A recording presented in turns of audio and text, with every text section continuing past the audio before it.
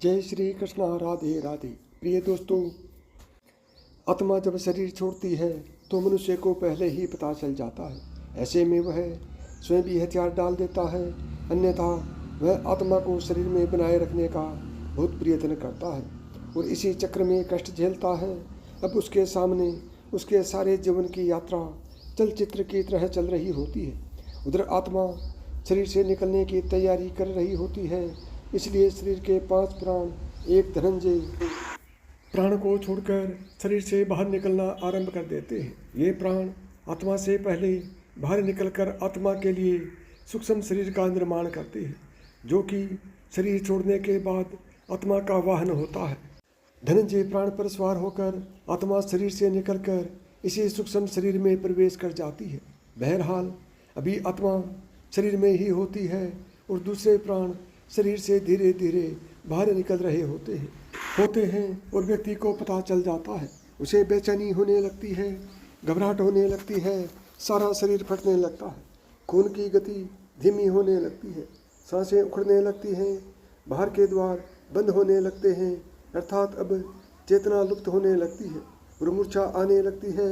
चैतन्य ही आत्मा के होने का संकेत है और जब आत्मा ही शरीर छोड़ने को तैयार है तो चेतना को तो जाना ही है और वह मूर्छित होने लगता है। बुद्धि समाप्त हो जाती है और किसी अनजान लोक में प्रवेश की अनुभूति होने लगती है।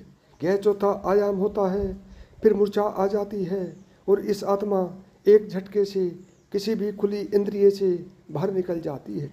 इसी समय चेहरा विकृत हो जाता है। यही आत्मा के शरीर छोड़ने का मुख्य चिन्ह होता है।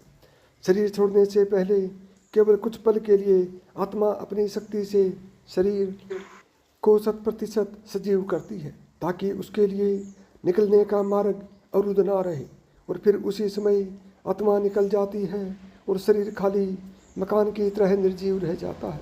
इससे पहले घर के आसपास कुत्ते बिल्ली के रोने की आवाज़ें आती हैं। इन पशुओं की आंखें अत्यधिक चमकीली होती हैं, जिससे ये रात के अंधेरे में सूक्ष्म शरीरधारी आत्माओं को देख लेती है। जब किसी व्यक्ति की आत्मा शरीर को छोड़ने के लिए तैयार होती है तो उसके अपने सगे संबंधी जो मृत आत्माओं के रूप में होते हैं उसे लेने आते हैं और व्यक्ति उन्हें यमदूत समझता है और कुत्ते बिल्ली उन्हें साधारण जीवित मनुष्य की समझते हैं और अनजान होने की वजह से उन्हें देख कर रोते हैं और कभी कभी भौंकते भी हैं। शरीर के 5 प्रकार के प्राण बाहर निकलकर उसी तरह सूक्ष्म शरीर का निर्माण करते हैं, जैसे गर्भ में स्थूल शरीर का निर्माण करने से होता है। सूक्ष्म शरीर का निर्माण होते ही आत्मा अपने मूल वाहक धनंजय प्राप्त के द्वारा बड़े वेग से निकलकर सूक्ष्म शरीर में प्रवेश कर जाती है। आत्मा शरीर के जिस अंग से निकलती है उसे खोलती तोड़ती निकलती है। जो लोग भयंकर पापी होते हैं उनकी आत्मा मूत्र या मल मार्ग से निकलती है। जो पापी भी हैं और पुण्यात्मा भी हैं उनकी आत्मा मुख से निकलती है।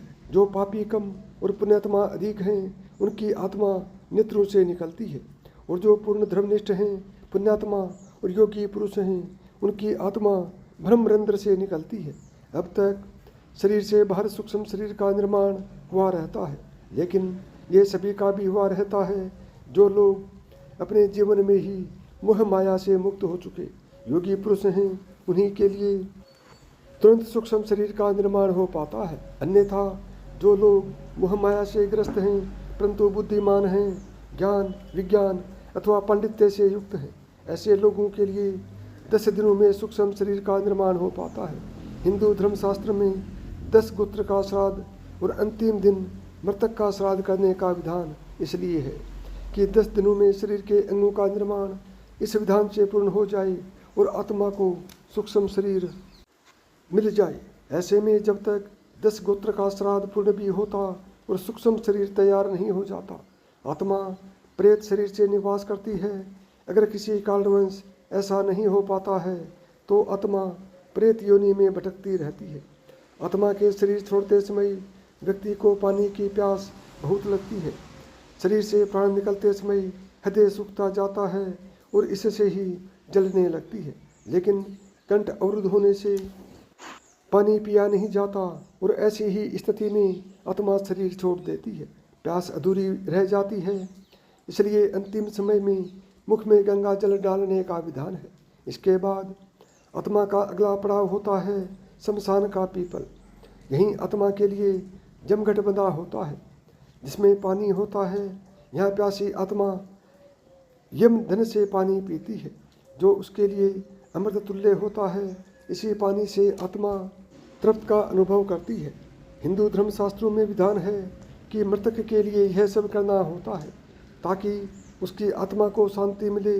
अगर किसी कारणवश मृतक का 10 गोत्र का श्राद्ध न हो सके और उसके लिए पीपल पर या घट भी न बंधा हो सके तो उसकी आत्मा प्रेत योनि में चली जाती है और फिर कब वहाँ से उसकी मुक्ति होगी कहना कठिन होगा। हाँ, इसके लिए कुछ उपाय अवश्य हैं। पहला तो यह कि किसी के देहावसान होने के समय से लेकर 13 दिन तक निरंतर भगवान के नामों का उच्च स्वर में जप अथवा कीर्तन किया जाए और जो संस्कार बताए गए हैं उनका पालन करने से मृतक भूत प्रेत की योनि नरक जाने से बच जाएगा। लेकिन यह करेगा कौन? ये संस्कार परिजन, संतान, नातेदार ही कर सकते हैं।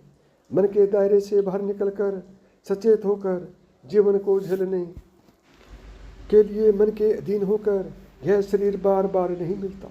जीवन का एक एक पल जो जीवन का गुजर रहा है वह फिर वापस नहीं मिलेगा। इसमें जितना अधिक हो सके भगवान का स्मरण जप करते रहें। हर पल जो भी कर्म करो वह बहुत सोच समझ कर करें, क्योंकि कर्म परछाई की तरह मनुष्य के साथ रहते हैं, इसलिए सदा शुभ कर्मों के साथ रहते हैं।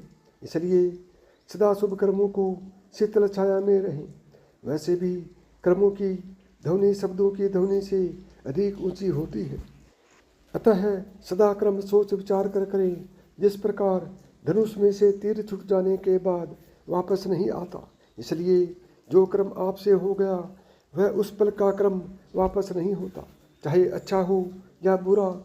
इसलिए इससे पहले कि आपकी आत्मा इस शरीर को छोड़ जाए, शरीर में रहते हुए आत्मा को यानी स्वयं को जान लें और जितना अधिक हो सके मन से, वचन से, कर्म से भगवान श्री राम, श्री कृष्ण का अध्ययन, चिंतन, जप, कीर्तन करते रहे।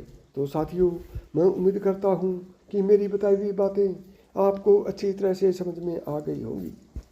यदि आपको मेरी बताई हुई बातें पसंद आई हों तो वीडियो को लाइक करें, चैनल को सब्सक्राइब करें और प्रेम से बोलें जय श्री कृष्णा, राधे राधे।